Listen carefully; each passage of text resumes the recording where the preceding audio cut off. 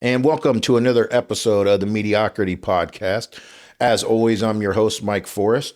Today's guest grew up in San Jose, California, where he went to Oak Grove High School and was all conference in baseball and football. He then took his talents to Fresno State University, where he was a All-American and WAC Pitcher of the Year, as well as first team all conference as a utility player. He was a first round draft pick of the Oakland Athletics, where he was in the A's organization from 2002 to 2007. He then went to the Detroit Tigers organization, finished his career as a Lancaster barnstormer, and spent a few years coaching high school and junior college before he ended up where he's at now as the bullpen coach for the San Diego Padres. Today's guest is Ben Fritz. Ben, thanks for coming on. Thank you for finally having me, Mike. Yeah, it's been a tough road, but we got you here, and so thank you very much. Let's start. As I said, you're the bullpen coach for the San Diego Padres. So obviously the Dodgers won the World Series, so the season's still kind of fresh. Obviously, you guys had a tough battle with the Dodgers in the NLDS. Had the 2-1 lead. Couldn't come across the finish line. What do you think? What do you think happened? What were the main issues? Obviously, you stopped scoring runs, which is never easy. But where would you, as a coach, kind of pinpoint what might have went wrong? Definitely tough ending to the year. I mean, some expectations with our team, with our group.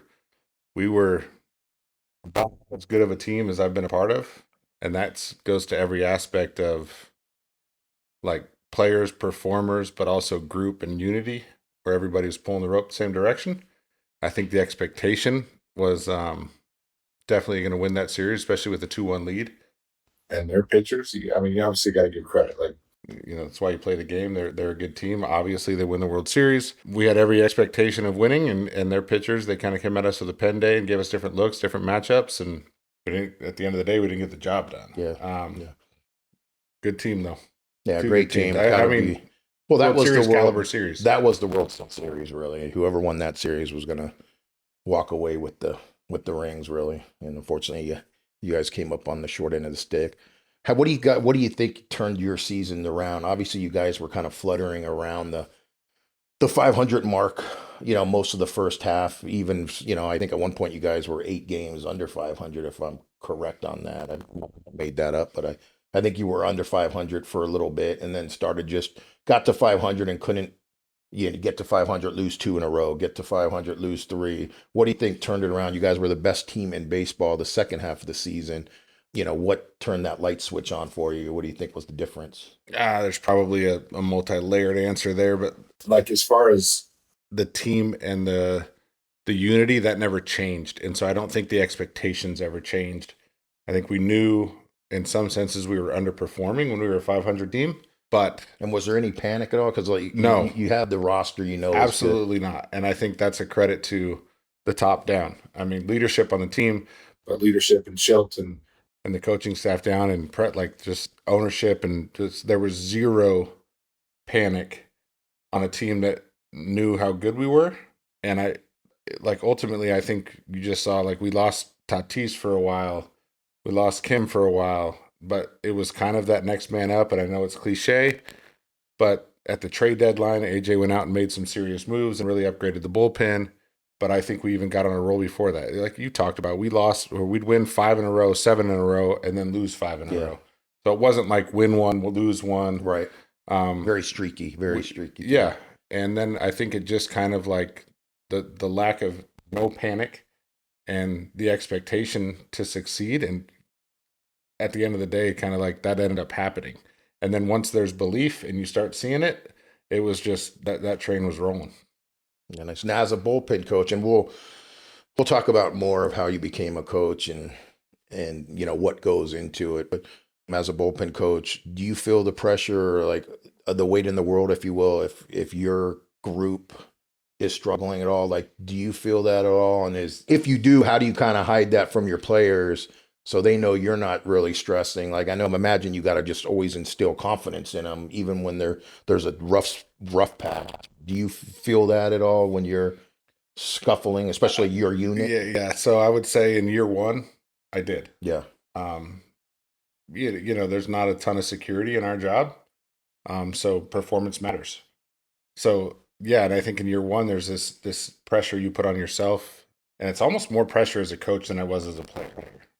Just from the sense that you have no control Right. once the game's being played. But I will say that like I won't say that's gone away completely, but it's also like if we're not performing, am I going to change? Like I got to coach harder. Like Right. You have faith in what you're doing, yes, and the you game trust the plan you're process. putting in the process. So Yeah. so coaches always tell players, and you got to trust the process. You got to trust the process. At the end of the day, I got to trust the process. And if we believe in our process and the players buy into the process, then ultimately you're going to start to see results. And so I think initially in my first couple of years of coaching, especially in the big leagues, yeah, you put that extra pressure on yourself. At the end of the day, if you trust in your process, you got to stick to it, and the results should end up working themselves out. Yeah. That So makes a lot of sense. try to get rid of that extra pressure. Yeah. Yeah. Yeah. I mean, since we're talking about your current job now, I guess we should, go in exactly. Some people might not know. Obviously, there's a couple coaches, right? You have the main pitching coach. Sometimes there's an assistant pitching coach, and then a bullpen coach. What's your day to day like as a bullpen coach, and what's your responsibility throughout the season, if you will, like series, season, even off season? What kind of responsibilities as the bullpen coach, and how tight do you work with the pitching coach? Is it one cohesive unit, or do you have more control over these guys? He handles the starters. Our dynamic, obviously, I can't speak to other people's dynamic with teams, but our dynamic is a very cohesive group. Where obviously Ruben Niebla is the pitching coach. We work very closely together. Obviously, he oversees the whole pitching department. I have more touches with the bullpen guys just because I'm with them more Right. frequently. But from the sense of like my day to day, first game of a series, a lot of hours are spent on watching opposing hitters, and we come together with an attack plan on how we're gonna attack the opposing lineup. And so, do you meet Um, also then individual, like the first game of every series? Do you meet individually with each bullpen guy, go over the hitters and who they might be I do it facing? as a Like, group. okay, We kind of go over, some generalized stuff, but then have more specific stuff for each reliever. But yeah, I mean, there's a meeting for the meeting to then have the meeting. Um, we definitely, make sure that we have everything lined up for these guys and do our homework and then try to prepare them as best as possible for them to feel free and go out and compete. And kind of like that's how I view our role. Like, but we spend hours watching opposing lineups, and that first game of a series is really about the opponent, and then that doesn't change. But as we get into a series and as you get deeper into the season, you're more focused on your guys and our craft and what we can do to make ourselves better within the confines of that attack plan right. for each team we're facing. There's you can go deep on this because there's hours spent on a lot of that stuff, but Yeah. it's probably boring. Well, let's take it back to young Benny. As I mentioned, you grew up in San Jose, California. We didn't know each other at the time. Ben Fritz grew up in San Jose on Clear Park Circle. I grew up in San Jose on Clear Park Place, which was the street over or behind. I don't know how you want to say Circle it. is the better one, but Sir, yeah. Clear Park Place, where the the upper echelon people lived, and we try to stay away from Clear Park Circle because it was the dangerous part of San Jose. But anyway, it was crazy. So we met. I think we met because I was buddies with the pitching coach of yours, right? Yeah. One of the only people that I knew when I moved to Arizona after having Tommy John in 2004. Moved out here in '05. Mike Mauer's pitching Mike Mauer, coach. yeah. My first professional pitching coach. Same group of friends. And that's how you unfortunately met me. We met at I don't remember, maybe Dos Gringos. I can't remember which bar we met at when we all went out, and we started talking, and we were like, "Oh, where are you from?" San Jose, San Jose. Oh, where'd you grow up? Clear Park Circle. Small world, just Yeah. absolutely incredible. Again, not to know you because you're a little younger than me, but I'm the same age as a couple of your brothers. So it's kind of wild that I never knew you guys, and we literally grew up one street over. Well, you So were in the upper class area, that's a true. block Yeah, away. yeah. I was on the popular block. You weren't, but Makes yeah. we like to talk and reminisce about the streets. We had a guy, and last time we were together, we were talking about this with your dad. But if anybody's seen the movie Friday, they'll remember Debo, right? We had our own on our block called Giuseppe, redhead, 6 pack, right around on his BMX bike, cut off jean shorts, chain coming out of his pocket, long red hair, just a scary son of a bitch. Yeah, intimidating. Did you have many run-ins? What was your run-in? Did you have many run-ins with Giuseppe? And if you did, give me a good story on Giuseppe. I steered clear. I could promise you, if anyone did, it was my oldest brother, because he was also a bully. But no, I definitely I know the stories. I know him, and I stayed out of it. It seemed like he stayed 18 years old forever. Yeah, the whole time we were there. The whole time I lived there, I believe he was 18 or 19. I was 10, he was 19. When I was 15, he was 19. But he rode his bike up to me one time, and I ran the fuck in that garage and closed my garage door quick. If I would have had lunch money, he would have taken it. Yeah, and his other brother, Giovanni, just real scary people. But anyway, we digress. So you went to Oak Grove High School, as I mentioned. Multi-sport athlete. I'm sure you focused on more. You didn't just play baseball. As I mentioned, I think you were all conference football as well. Yeah. What sport did you enjoy to play? You enjoy playing more? Or? 1,000% baseball. I loved football games. I hated football practice. Okay. But baseball, I enjoyed every aspect of it. And all my brothers played that growing up, and they also played football. But I dreaded football practice. I loved the games. And what position did you play in football? Oof. With a head like that, sophomore year, so I had to wear a neck roll. Oh, I'm sure. For support. Sophomore year, I actually played quarterback.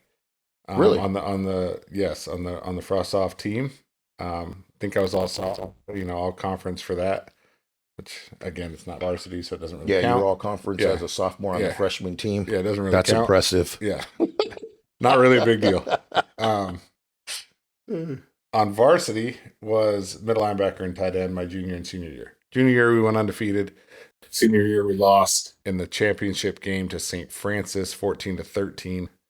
Only loss on my varsity career. We had a very good team. A lot of players. So you went CCS or whatever it was as a junior. Then? We won, yeah. Okay. On CCS as a junior, and then lost in the championship game. So ended up with one loss in my varsity career in football. And I loved every minute of the games. I dreaded every minute of the practices.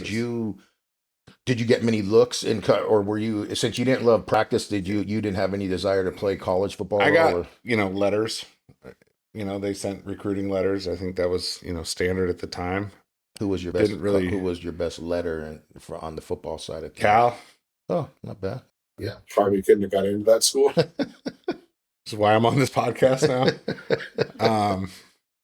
But it wasn't something I knew I was going to go any further with. Again, my desire, my athletic, I wanted my competitiveness. I wanted to play, but I just didn't have the same drive to do that as baseball. Gotcha.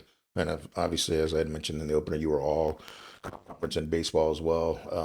I'm sure you played multiple positions, but pitcher was your main one in high school, and what, catcher or what? In high school, man, I played my sophomore year. I was in right field and pitcher, and my junior year was catcher and pitcher. And were you on varsity as a sophomore? Yeah. Okay. Yeah. Not like football. Yeah, not like football where you were a junior. And baseball, it was a little right, little pitcher. Junior year, catcher, pitcher. Senior year, catcher, pitcher. I'd play third to try to save the arm a little bit. So just found a place to play, everywhere to kind of have my bat in the lineup and pitch when I could. Yeah. And you ended up, as I mentioned, all conference. How many schools were after you for baseball? I know you got some letters for football, but on the baseball side, you probably, that was your main sport. You probably had some more serious looks there. Kind of what were the schools you were interested in going to, and what schools were coming after you? It was narrowed down really to Fullerton and Fresno. And Fresno was the one school that was going to allow me to do both pitch and catch. Okay. So Fullerton, I was going to kind of have to do one or the other. At least that's the recollection I have of it at the time. But it was at that time too. Fullerton's they were powerhouse. They were really good. Fresno was obviously a good program too. But just the opportunity, a lot of professional scouts coming out of high school, like, what do you want to do more? And I didn't know the answer because I love pitching, I love catching, and I didn't love one of them less when I was able to do either one of them. So Fresno gave me the opportunity to do both, and that was like a clear cut. For me, I get to go and kind of don't have to pick yet. Got to go do both for 3 years at Fresno, and I wouldn't change any of it. Yeah, that's very rare. So you ended up at Fresno State. because they let you do. It's very rare. So even today, but back then especially, there weren't very many players pitching and playing the field. So that I can get that's a heavy draw to go there. What did you love more, pitching aspect, or you just like being in the field every day, or what? Still really can't answer that question. The aspect of catching is like you're the field general. So I loved every minute of that. But when you're on the mound, I feel like you control everything. But you don't get to do it as often. Right. So being on the mound, I loved it. I didn't love it having to do it once a week. So like as a starting pitcher, you go into that. It's like once you get into pro ball, and this is probably further down for us to talk about, but it was like great for that time you're out there. But being able to go back, if I had a bad game at pitcher and I knew I was catching the next day, you can make up for it with the bat, or you can make up for it with something defensively. So it's easier to let go of a bad game or a bad 100%. Yeah. You don't got to stew on that for 4 or 5 days, or in college 6 days before you pitch again on a Friday night. So catching, because you can impact the game in more ways, but on the mound, couldn't beat it. Just you out there. Yeah. Yeah. How did playing both though? How did that affect, or practicing for both? Did it affect, because if you're playing every day, you're not focused on being the best pitcher you can be, right? Because you're not 100% focused on that. Same with hitting, I imagine, right? You got to give equal parts to both. Did that affect any part of your game? I mean, not in college, but maybe, I'm sure from a skill acquisition standpoint, you can look back and be like, yeah, I didn't perfect certain things for this, but I think from just a general athleticism standpoint, it benefited me. I didn't become overly mechanical as a pitcher. I didn't become over whatever. I kind of had to split the time. And again, like I said, skill acquisition, you spend more time on one thing, you probably get a little better at it. But from just a general athleticism standpoint, like I think playing multiple sports, playing multiple positions, keeps you a little freer mentally to be able to do those things. So, yeah. Like I said, I wouldn't change any of that for the world. As a college guy at Fresno State, what was your most memorable game? Playing UNR, Daryl Rasner is pitching. It's also a first-round pick out of UNR. It was a Friday night game. I think I threw 161 pitches, 15 punch-outs. I scored the only run to win the game 1-0. And in reality, I think that game specifically is kind of what got me drafted where I got drafted. I was a prospect and, third round, second round, whatever. But I think that kind of bumped me up the board a little bit. And that game, definitely top of the list. The other one actually that was big time for me was actually getting Coach Bennett's 1300th win against Hawaii.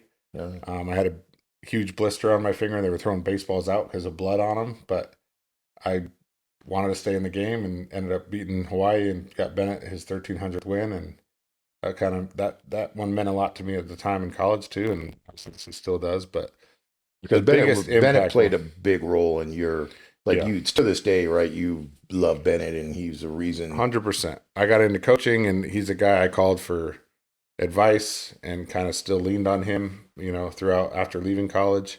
Yeah, he was a big part of, he's the guy that let me do both. Yeah. Right. He's the reason I went to Fresno, and we kept a strong relationship after the fact. Obviously, he was very impactful in my career, and then I still leaned on him getting out of baseball, as a player and getting into the coaching side, because obviously I had a wealth of knowledge and experience in that, and I leaned into that a little bit. He was a great guy. That game we just talked about, the 50 strikeout, you think that one moved you up the board? Was it at that point you realized too that, okay, I'm probably going to be able to take this to the next level. I'm ready to go to the next level. Had teams started kind of contacting you? How's it work as far as at that point, you're already filling out these questionnaires for these teams. We're getting towards the end of my junior year. You're draft eligible. Teams are contacting you. They have these questionnaires to fill out, and the area scouts are sitting down with you and asking you questions, and just trying to get you to know you, the family, kind of know the person before they invest money into somebody. What's funny is I had very minimal conversations with Oakland. Literally, what team? Maybe a 15-minute conversation with them. What team did you have? The Braves, I specifically remember a little long conversations with. I think the Angels. There's some teams that I spent some more time with for sure. And the A's was not. I don't think I even filled out any kind of questionnaire. It was just a, introduction more than anything with them. So a little shocked that they called my name, but. And were you prepared? What did you do on draft day? At a tea time. So you were golfing. I had a tee time. Did you have like, any idea you were going to be a first round pick though? Like where were you I knew thinking I was. your I mind? mean, my thought process is I was going to be in the first couple rounds. Okay. But I think first round I wasn't certain, but I didn't want to listen to it. So we had a tee time. My brothers, some friends, some teammates, parents. We were up playing golf, and it wasn't long after the draft started that I got a call from my agent saying, hey, the A's just drafted you, and so we had to take a break. Maybe had a few Coronas already at this point. It's maybe a little early for that, but we had to let like two groups play through because we were kind of celebrating. Let two groups play through, finish the round. Had a few more Coronas the rest of the way, and then like in Fresno State's the thing. There's some news stations at the house wanting to do some interviews. Oh, so they were waiting. You come back from golf and they're stacked up front of your house. Yeah, and I had to gather myself. You had to pretend like you hadn't been drinking Coronas and golfing all day. And I think I played it off well. That's awesome. So you get drafted, and then you end up going to. They put you in rookie ball or a straight I went to short season A ball, which was in Vancouver, Washington. I want to say I was there for about 6 weeks. I didn't pitch for the first. I got another funny story on that, actually. Well, that's true. I should have brought up. So you're a first round pick. They drafted you specifically as a pitcher. And they told you that's what you. Well, did the other teams want you as a pitcher as well when you were filling out the questionnaires or talking to scouts? I met with the Dodgers. Actually, is another team that I spent a decent amount of time with, and actually went and did a private workout with. There was some interest there on the catching side. I do think that more teams were on the pitching side. There was some on the catching side. I probably wouldn't have been drafted as high as a catcher. That might have been a little bit behind for that high of a pick, but more teams were on the pitching side. But I sign. This is a funny story. I'm not pitching for 2 weeks because they've given me time to build myself back up, because after the season ended, I took some time down. I didn't throw, whatever. I had to build myself back up. Finally get to the point where I'm going to make my professional debut. We're in Boise, Idaho. I'm jacked out of my mind. Like, so excited. I'm coming out of the bullpen. First outing, whatever. Warm up in the bullpen. Go out there in between innings. Throw all my warm-up pitches. The manager walks out to the mound. And I'm like, what? I haven't thrown a pitch yet. Yeah. And he's like, you can't pitch. Huh? He's like, you're not on the roster. They forgot to put me on the lineup card. So here I am, like, out of my mind, and I flipped the ball to the manager and walk off the mound. I'm pissed, right? Of course. Flip the ball to the manager. I quickly learned you don't flip the ball to the manager. Like, that was a pretty early lesson. But then I had to wait like 2 more days because I just threw a bullpen. I got myself hot, and then we're going to throw me out there the next day. I had to wait 2 more days to get my professional debut. It was sucks. It was so like such this build up. Like, I'm finally going to get this opportunity, and then just kidding. You don't get this opportunity.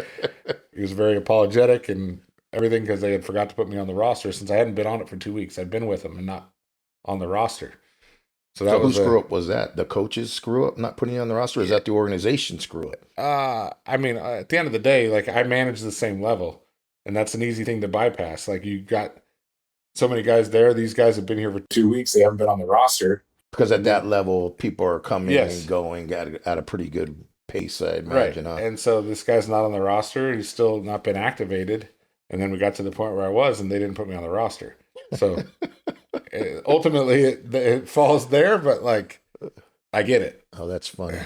I should mention too, I was going to go back to it, but since we're talking about the draft, you were part of the famous Moneyball Draft. Obviously, it wasn't called the Moneyball Draft at that time, right? When were you aware that your draft class was different, or your group of guys was going to be known? I mean, the Moneyball was obviously, there was a book written on it, a movie done, just on, I think essentially it was on Billy Bean and was it Paul D. Podesta's their philosophy on how to judge players and what's more important to them.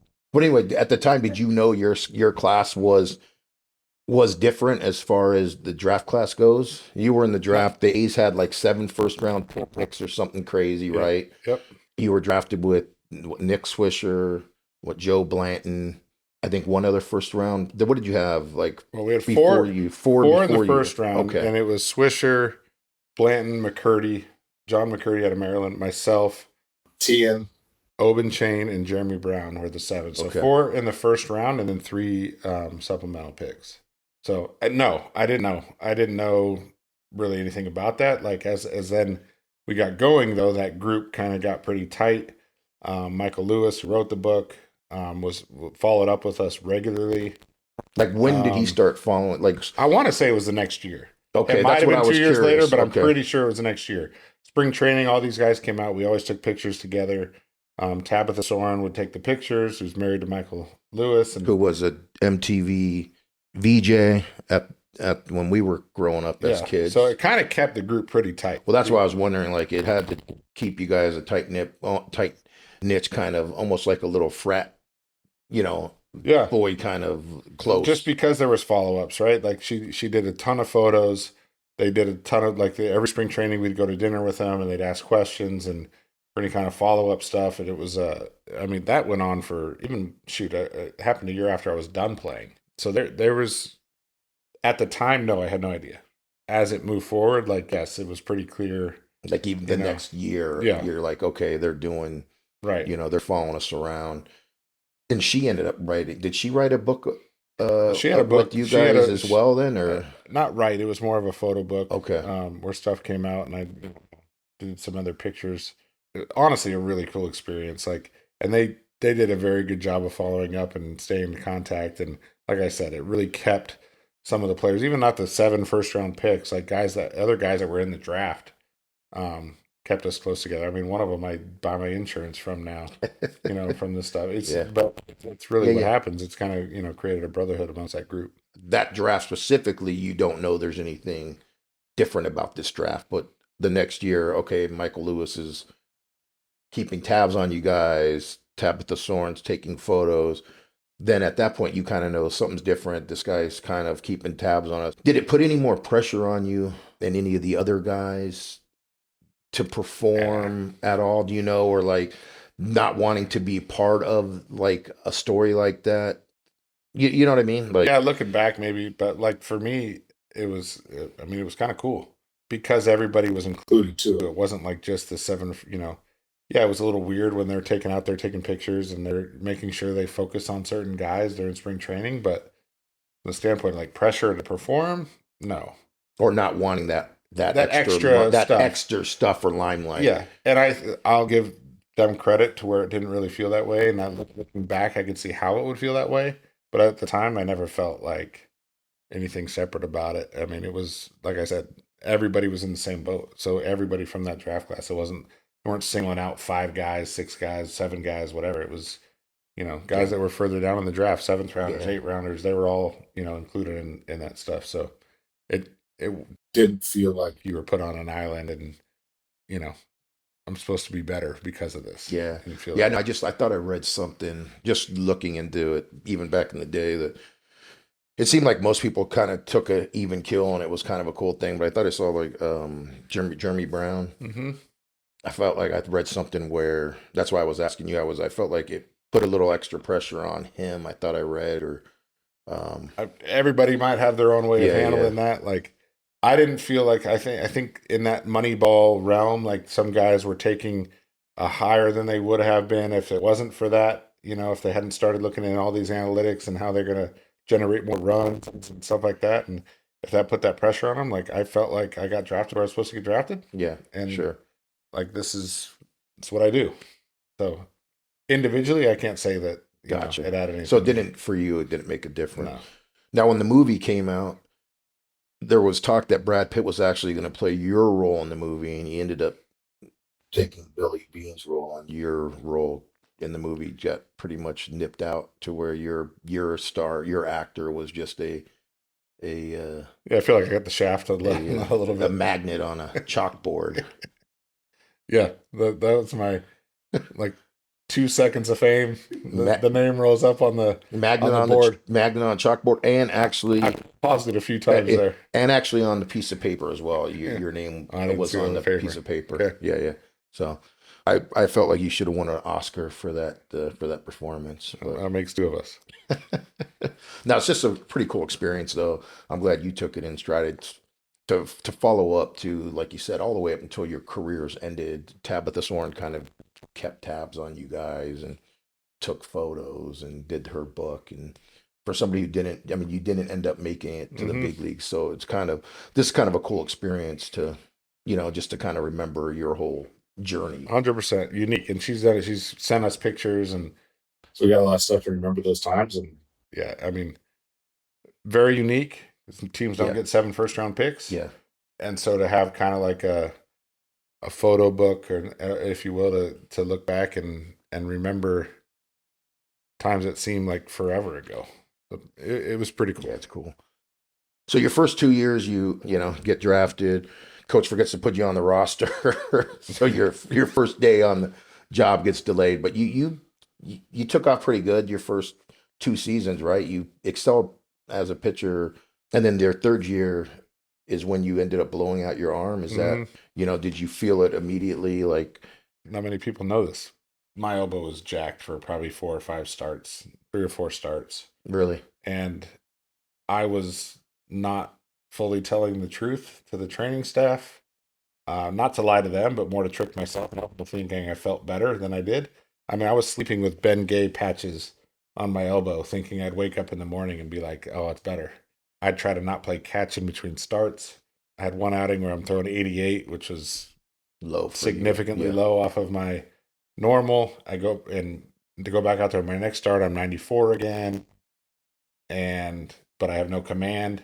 I mean, literally, I'm hitting the bull, like, behind the backstop. And like, I have no clue what's going on, but except for I knew my elbow didn't feel good. But in competition, in the game, adrenaline is a beautiful drug.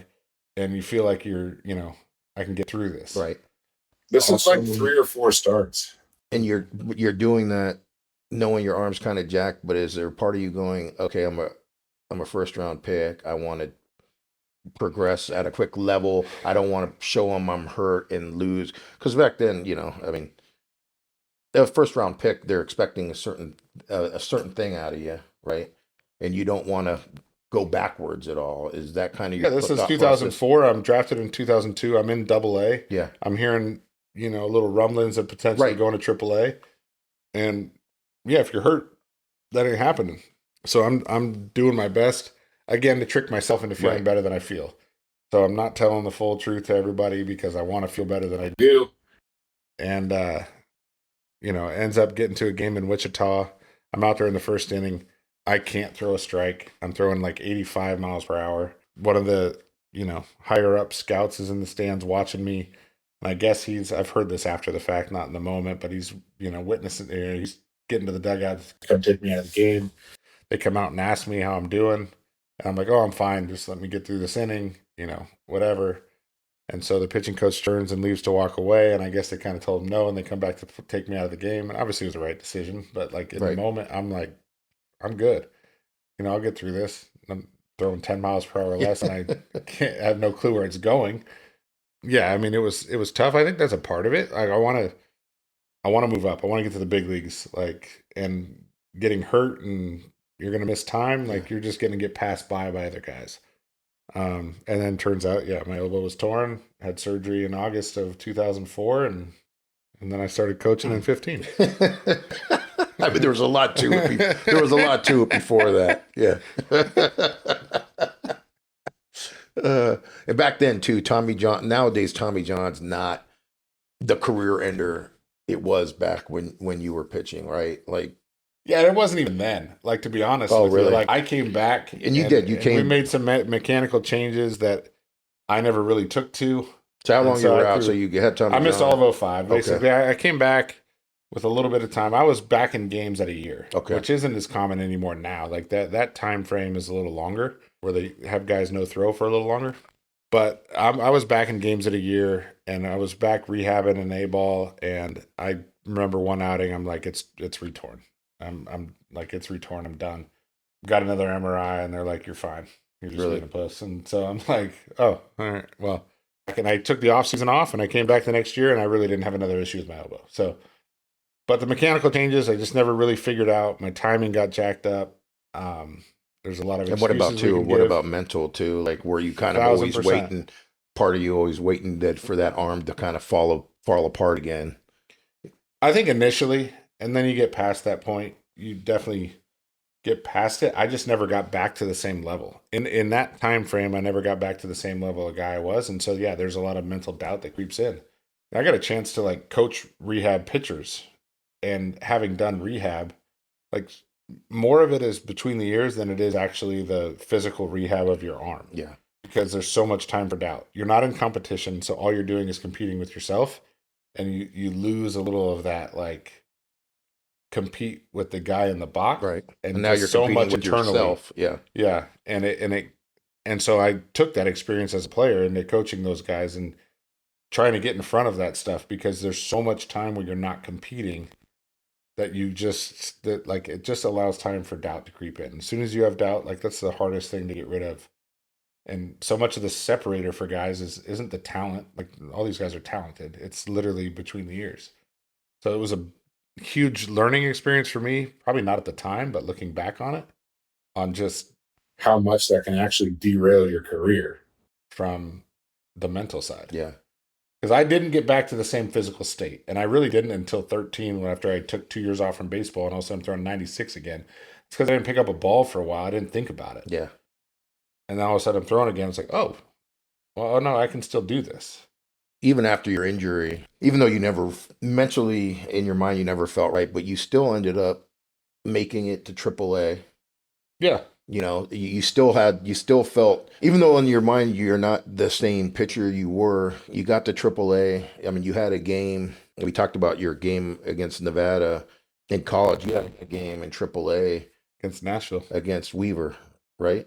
This is a game I'm talking about. Oh, we're talking about different games. Well, you had a game against Jared Weaver, who ended up being Salt Lake. He would have been Salt Lake. So he ended up being a two-time or multi-time All-Star or ace pitcher. But you had a game where you outdueled him in a 1-0. I was thinking about the no-hitter I had against Nashville through 7 innings. Was it the doubleheader? So 7 innings. No, I got done. I got pulled after 7 with they a no-hitter. pulled you. Oh, why'd they do that? Joe Kennedy, who has since passed. So he was on a big league rehab assignment. He's supposed to throw 2 innings on a big league rehab assignment. I've got a 7 innings of no hit. Like, manager shakes my hand. I'm kind of locked in. I don't think manager shakes your hands means you're done. But I never even it didn't even process to me. And another starting pitcher is like, "Did he just take you out of the game?" And I was, "Did he?" And so then it turns into this like dialogue in the dugout, like, "Hey, you better call somebody. He's got a no-hitter. Like, send him back out." And Tony D was the manager, and obviously now having managed in the minor leagues, probably do the same thing. You got this guy down here like big league rehab, that takes priority. Sure. Who cares about a minor league no-hitter? Well, you do. The I player did, does, yes. But he asked me, he sat down next to me, and he goes, "You ever had a no-hitter before?" And I remember vividly looking at him and be like, "Not an opportunity that presents itself very often, Tony." You know? And I'm done.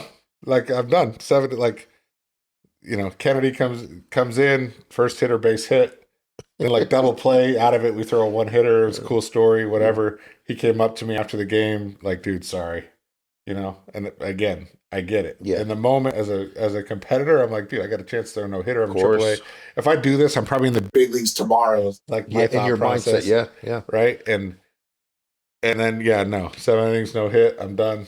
And then that is what it is. Well, do you remember the Weaver game? I don't. Oh, really? Yeah. 1-0. I'm not sure if you lost or won the game, but you both pitched. Probably lost. If you look at my stats, I probably lost the game. Well, he did have a lot of L's and a very high ERA, so it was strange that it was a 1-0 game. No, but again, it was and you're going inning for inning with, one of the better pitchers that, I don't want to say played the game, but he was a stud. He was a Absolute stud. He was stud. an ace. Yeah. I mean, so after that no hitter, then in your mind, even after the injury and never feeling right, are you still thinking I'm gonna make it? I'm close. It's any minute. Like, what's so then I didn't think that I didn't have it. Oh, You know okay. what I This mean? was Like looking like back. looking back now, I know I wasn't the same guy. Like Okay. I guess there's some slight like you understand that in the moment, like I'm not the same guy, but I still felt like I was good enough to get it done. And it just, eventually after you mentioned I was with the A's through '07, and then I got Rule 5 by the Tigers in '08, and I went and had a strong start, and then really the year just kind of fell apart. Now with the Um, with the Tigers, you were drafted Rule 5. Did you think, oh, this is my chance to get into the yeah. big leagues? Because when you're Rule 5, they have to put you on the big league roster, So right? they have a big league Rule 5, and then they have a minor league phase. And I was Oh, actually on the minor league okay. phase, so it was a AAA Rule Got 5. you. I didn't know. I thought you were the major league. Um, So I was like, God, I don't remember no, playing with so the Tigers. then I got Rule 5 to went over there in the AAA phase. Ended up going to AA, which that kind of threw me for a loop too, because I'm like, why did you pick me up to go to Right. AA? And I started off the year actually really good. Ended up having a shoulder issue, and just like honestly was probably the worst year of my career. Going to Erie, wife came out with me, rented a place in Erie, Pennsylvania. Place had mold. It was just like literally you go down the list of like we rented this house, and wife was sick the whole time she's there, and we find mold in this place, and then I'm pitching like an asshole on top of that. Like it was bad. And you're So thinking it can't get much worse than this. And then you wake up and you're in Lancaster and as a barnstormer. then I was an independent, Then you're which living, was a great experience. then But then you yes, wake up one day and you're living with the host family in the yeah. Atlantic Independent League. Hey, well, I told you before this started. I got drafted in the first round, and that got me coaching at 35. Now, how was your experience at Lancaster? So obviously, then the Tigers must have released you, right? Yeah, I got released with like a month left, and honestly, was a relief, like because I was awful, and deservedly so got released. Right. Yeah. But you're not ready to kind of No, call it quits yet. no, So I needed to kind of like I needed play to it out. You wanted to reevaluate. play it out, I though. needed to reevaluate for sure because like the desire wasn't the same. I'd kind of gotten beat up. I got punched in the face a lot, Yeah. and then I went and kind of started to kind of find myself, and I would say for more find myself mentally because it didn't really, my stuff didn't change when I went over there. I hadn't taken enough time off, and then I went back for another year, and I pitched really well. I pitched really well over there. I think I led the league in strikeouts or was second in strikeouts, and In Lancaster, you're in talking about. Lancaster, Yeah. yeah. And when I didn't get picked up from that, I'm kind of like, That's when you know, like, I'm doing everything I can here. And yeah. So like I bounced around. I went to spring training or extended spring with the White Sox one year. I went to spring training with the White Sox. I went to extended spring with the Dodgers. Nothing really. I didn't break with the team, and so it was just kind of like, what am I doing? And how tough is that? Yeah. I mean, when baseball was all I knew, and it's like I'm supposed to be a big leaguer, but I ain't getting it done. And I knew I wasn't getting it done. It wasn't anybody else's fault, like my fault. And so, yeah, it's tough. And, I'm married in '05, and she's the supporter at this point. Yeah, I got a good signing bonus and all this stuff, but I'm not doing anything to like, extend In your my mind, career or contribute or to the. contribute to the family Yeah. or do whatever. And so, she was always super supportive and has always been super supportive. And I, decided I'm going to do the independent ball route. And once I didn't get picked up after having like a really good year there, it's kind of like, it's time to move on. And that's when I got into the coaching side. I did a couple years helping out at Pinnacle High School. Out here, I took 1 year on staff. I'm running this indoor facility, doing like lessons but kind of also running the facility. And I was messing around with some plyo balls, throwing plyo balls off the wall because we're teaching it to kids. And some guy's like, dude, you need to throw a bullpen. And Danny Orr is like working at our facility. He's like, dude, just throw a bullpen. I'm like 96. Which is more faster than when you were. I mean, that's what I got drafted as. Was But it as a starting 96 as a pitcher, draft? I wasn't Okay. going to sit at 96. Here I am at 31 years old, dude. I'm throwing like 96, and I haven't been on a mound for 2 years, really. So I was like, it's So kinda you're like, thinking Dennis Quaid might be playing me in a movie it's like, yes, that's instead of the other. exactly what I thought. So I literally called my agent. I was like, come watch me throw a pen. He comes a couple days later, I think, 95, 96. And I said, dude, get me a tryout with some teams. I'm like, get as many teams as possible. Right? Like, because I can't throw like 3 pens. I'm not Right. I'm not in shape for this. Like I wasn't doing this to try to make a comeback. It wasn't the intent. It was literally, I'm just working at this facility. I'm throwing these balls around for fun. But really what happened was cleared my mind. All the mechanical changes that I had made along the way had kind of gone away, went back to some natural, And now you're throwing abilities, 96 and I'm throwing again. 96 again. So which is why I say it wasn't the surgery. Yeah. And I come out for this big tryout for all these teams, and one team shows up. Really? And I remember looking at my agent, and I'm like, You're fired. I'm like, bro, and he goes, and so it was the Angels. The Angels show up. I throw a bullpen. I mean, I'm like, I feel like I might have blacked out a little bit because this guy's like, can you throw a backside two seam? I'm like, yeah. Like, I don't practice that, but here, bam, Yeah. throw a backside. All right, slider. Can you throw a backside slider? Yeah. And I'm dotting everything. And Angel signed me. So I wasn't mad at him anymore. He knew what he was doing. Yeah. And yeah, then I got a chance in 13 to go to spring training with the Angels.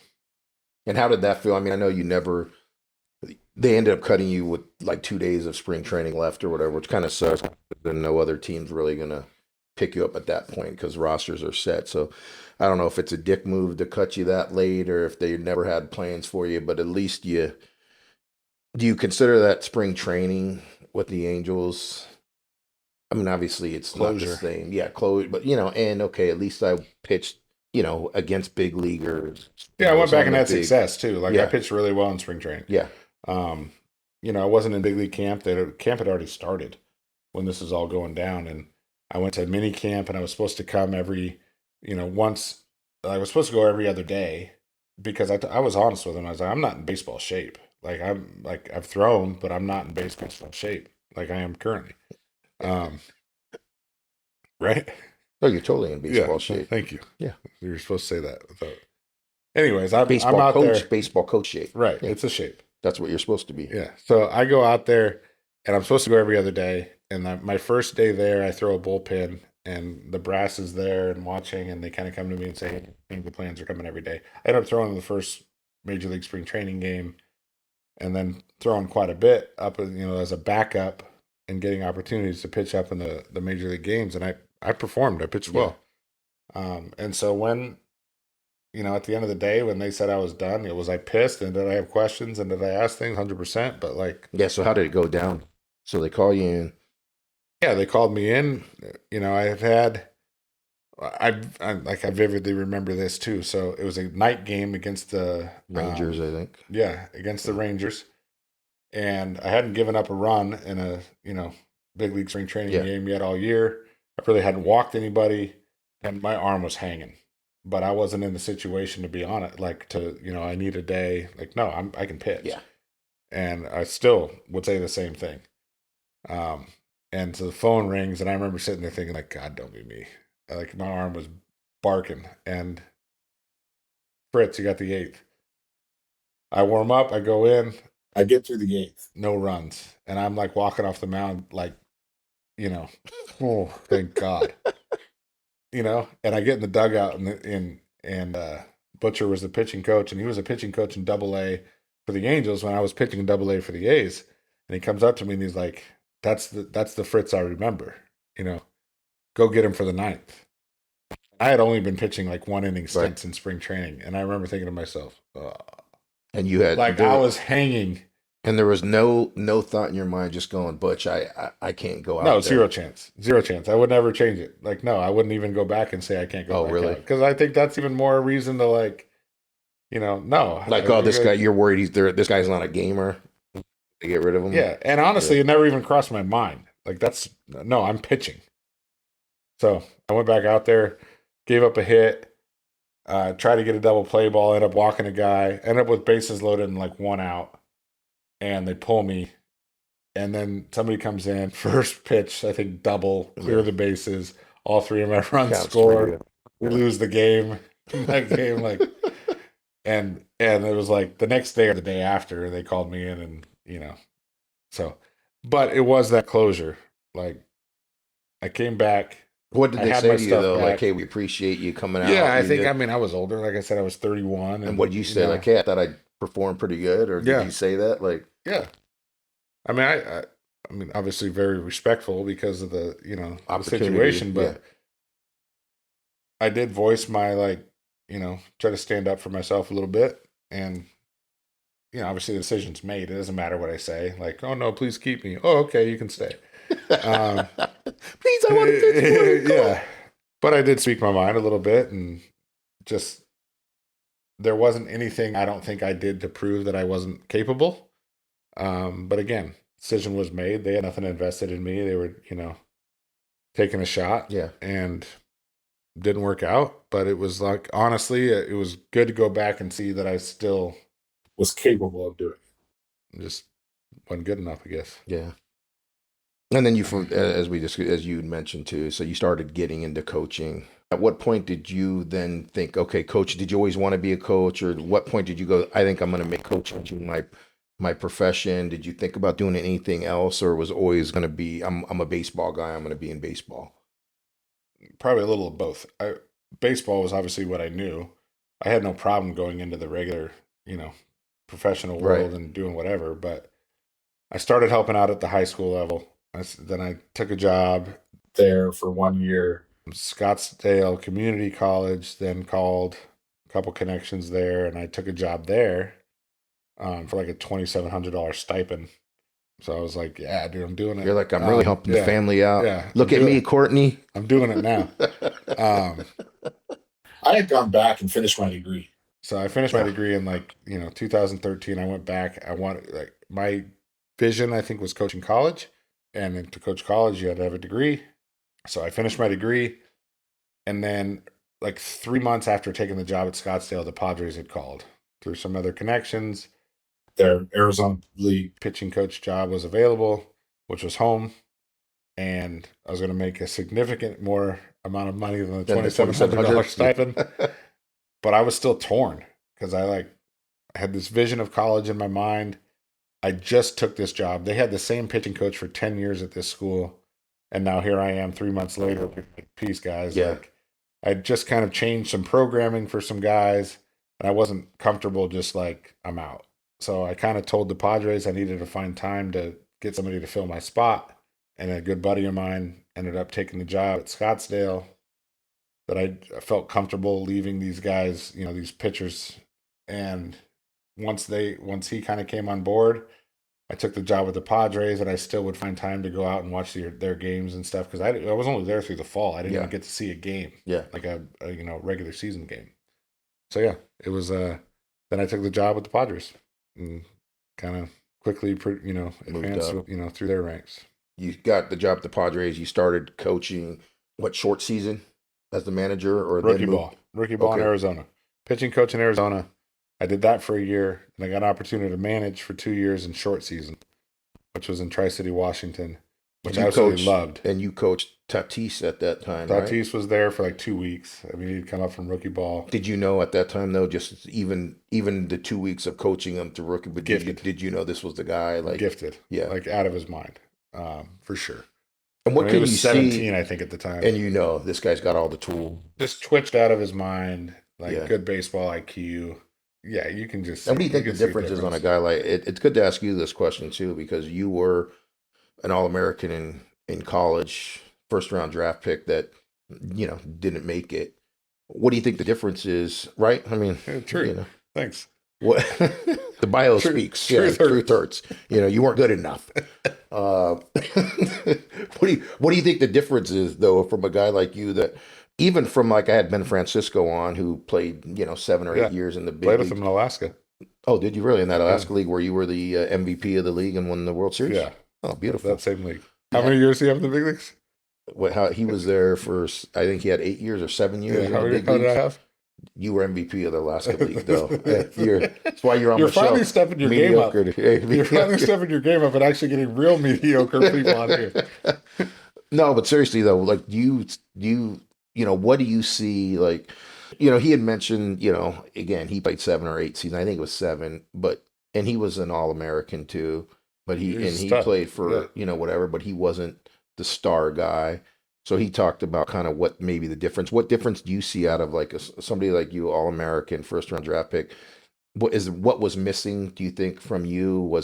Did you not train hard enough or put the extra work in, or those guys just? He said a lot of it and don't get me wrong, they work their asses off and they put the extra work in, but obviously a lot of it's God-given talent. From your perspective, what do you think the difference is? Maybe why you didn't make it? It might have just been luck and injury, or what differentiates you from the Tatis? Because you coached them and you played with guys. Yeah, I mean, obviously this guy's like skilled out of his mind. I feel like I had skills. I mean, we're talking about pitcher, position player, You had or whatever. crazy but skills, like, yeah.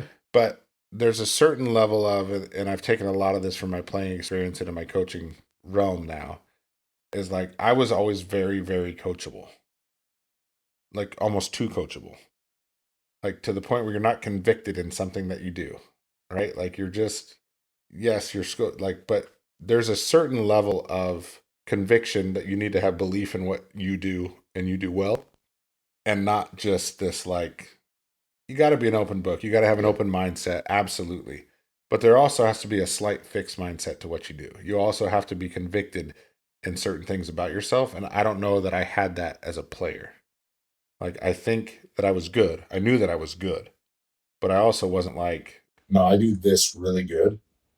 I was always very coachable. And again, I think that's a positive attribute, but I think that it was taken to the extreme. Like, I wasn't convicted enough. And I'm not saying that in between the lines. Like when I was competing, I was a fierce competitor. I do believe that. But just in the sense of really believing, like, no, I do this well and I'm going to continue to do this well. And then I got to refine all like these like outlier areas. And I don't know that I had that as a player. And so like from a coach standpoint now, like I look at that, so, no, I'm convicted in certain things I believe in, but I also got to be open to like each different player and what they're convicted in. Yeah. You know, that's probably a whole nother talking point, but like for real, I learned a lot as a player. That's helping you now. Correct. Absolutely. Because I do think that I was a little over coachable. Yeah. So you don't feel like you don't feel like when you look back at your career, there's no regrets as far as maybe I didn't put in enough work or I didn't put in the extra work. Like you feel like you did, everything you needed. I did everything that was asked of me. Okay. Do I think that I did anything above and beyond and like extra to like really drive home the point? Probably not. And that's another aspect that I've even, I was coaching in the minor leagues. That was something I was very open about. Like, it's not just the talent separator for these guys, like the minor leagues to the big leagues, is small. Yeah. It's small. It's here. But what drives this is what you end up doing with that extra work and what, this extra stuff to drive the belief and to drive the desire. Yes, God-given ability is huge, but you get bypassed. Other guys have God-given ability too. So I can look back and be like, I don't regret that I was like lazy. That wasn't the case. I did everything that was asked. You weren't lazy or just. But I also did not. I didn't force the issue. And what I like too is that Tabitha Soren photo book where they they do pictures, and I think every player had to. You either answered questions, or you had to do an essay. I was reading yours on what ifs, which I thought was cool. So basically, what I just said to you, I think. Yeah, pretty much. But but there aren't. Might have been more elegant. Yeah, but you didn't have what if. You wouldn't change anything because in this essay you'd mentioned would it have been different maybe if you didn't play, you didn't play first base and pitch in college, which I mean you were pitching. I mean I talked to the one guy. I mean you were pitching 9. Sometimes you pitch 10 innings, 120 pitches a game. Oh, and you're gonna go catch tomorrow, and you're wearing the shit out of yourself. Did you ever put the what if though? I know you said back then I don't think about what ifs anymore, but at any point did you think of the what ifs? Like what if I didn't do that to my body in college? And what if I told the coaches my arm feels like it's gonna fall off? I need to take today off. And maybe that day off leads to my arm feeling better. I don't get injured. You know what I mean? Not in the position I was at that time. I mean, like I said, I've done rehab. I now coach these guys, and I tell them they've got to be honest with us. But again, guys aren't lying. They're not dishonest to us. They're dishonest with themselves to feel. Yeah, you can't ask those type of athletes. And you want that competitor. Yeah. You want the guy that wants the ball. And again, there's a fine line, I get it, between stupidity and competitiveness or whatever you want to call it. And I was probably on the stupid side.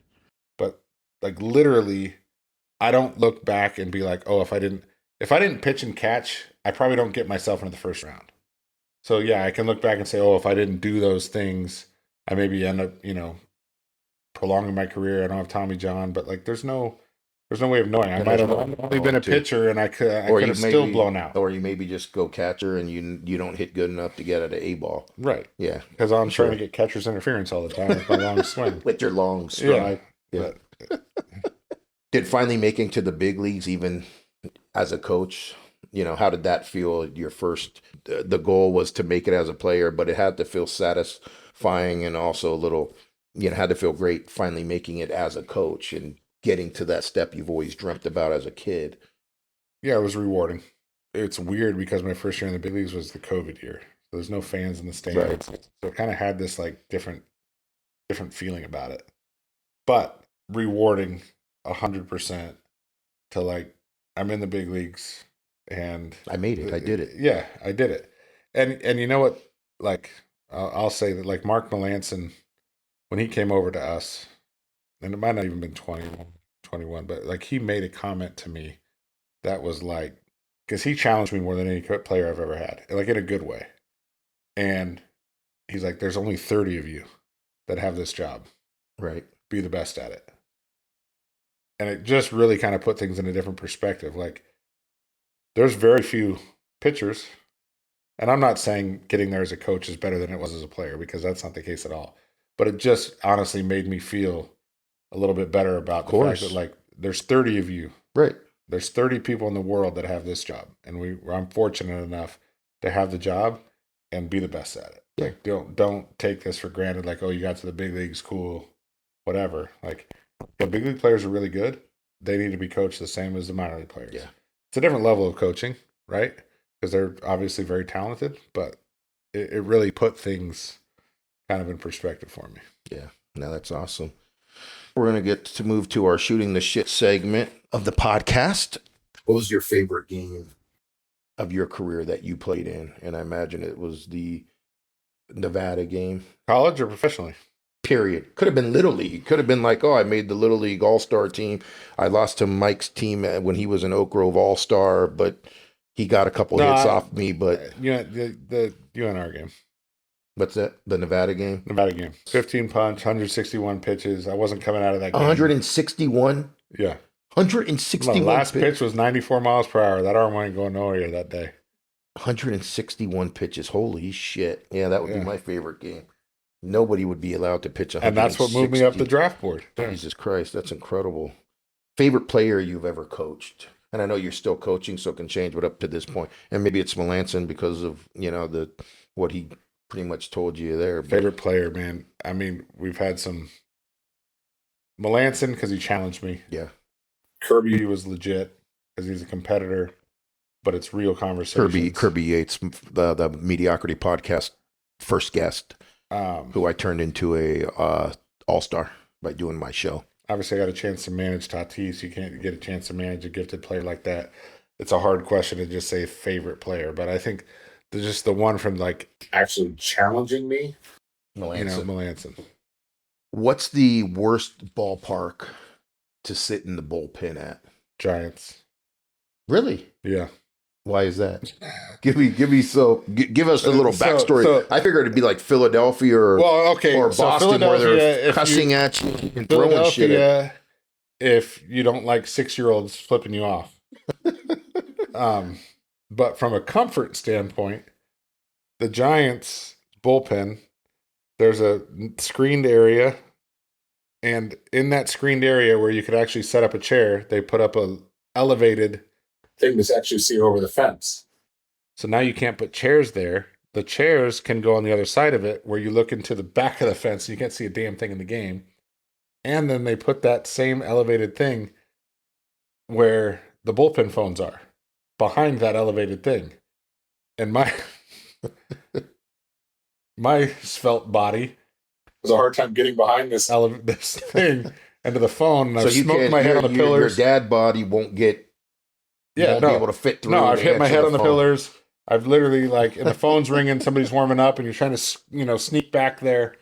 So from that standpoint, Giants from the comfort as a rowdy like Phillies by far, 100%. I mean, obviously we're there in the CS, in 22. Yeah, and yeah, I mean 6-year-old kids are cussing you out and flipping you off. And we lost the game, and we're busting back to the airport, and the streets lined with. I swear, like dads are giving their kids high fives for flipping off the team. That was, so that was pretty cool. They let you have it. Yeah, they're passionate awesome. Fans. Yeah, that's got to be cool. But they let you have it. You're a big golf guy. One of the perks of being a big league coach is you guys play in great cities that have phenomenal golf courses. What's your favorite golf course that you've got to play because of coaching for the Padres? Oakmont. That was cool. I played some good ones. And Oakmont was. And what'd you shoot at Oakmont? I don't remember, so that probably means not very good. Yeah, probably not good. They punched the greens in my defense, so that putting wasn't the best. Might not hit the green very often, so it doesn't really matter. But Oakmont was legit. We played some unbelievable courses though. Yeah, so that's awesome. Oakmont was legit. And finally, give me your best bathroom story. Emergency. I should say emergency story. Yes. Your my bathroom story, or not that you were a part of, but that happened to you. You can't use a story that I'll use eventually when I'm telling the story, even though that could be one of your best ones also. Oh, it's hands down my best one. Hands down, my best bathroom story is your best bathroom story. I guess my best bathroom story. I've had one coaching. Okay. In the bullpen, and if I have to go to the bathroom in the bullpen, I'm like usually like first 3 innings, whatever, the phone's not ringing, But I've had where it was like, I gotta go, and boom, down the stairs, the phones are up top, and like pitcher's cruising, not going to be a phone call. Like I do everything. Like this is once in the 5 years up there. I do everything possible to not go to the bathroom, but I'm like, I gotta go. Get down. And I swear, 2 seconds after sitting down, phone rings. Straight panic mode. What's going to happen? You're going to get in trouble for taking a shit? I mean, we're trying to win a Major League Baseball game, and we got to get so-and-so up for the guy on deck, potentially. That's when you yell, hey, Suarez, pick the phone up for me. Well, no. So one of our bullpen catchers, he can pick up the phone. He picks up the phone, but I'm like, panic mode. I haven't really even done what I had to do. I got to get back up top. We got somebody warming up, and here I am. So, didn't quite get to finish what needed to happen. It's probably not a story that no one wants to hear a good bathroom story, but everybody reality. Does want to hear one. That's why I asked this question. Yeah. So, I was clinch mode the whole time. The guy warmed up. The guy goes in the game, and I'm back down. Back down there doing your business. That's great. I would let you tell your greatest one. That happens to be one of my. I wish it was my best. It might be my best one, but we're going to save that for another podcast because we're running long here. I got to wrap it up. So we're going to save mine for another day. Fritz, I appreciate you doing this. Thanks, buddy. Sorry, I was long-winded. No, you were perfect.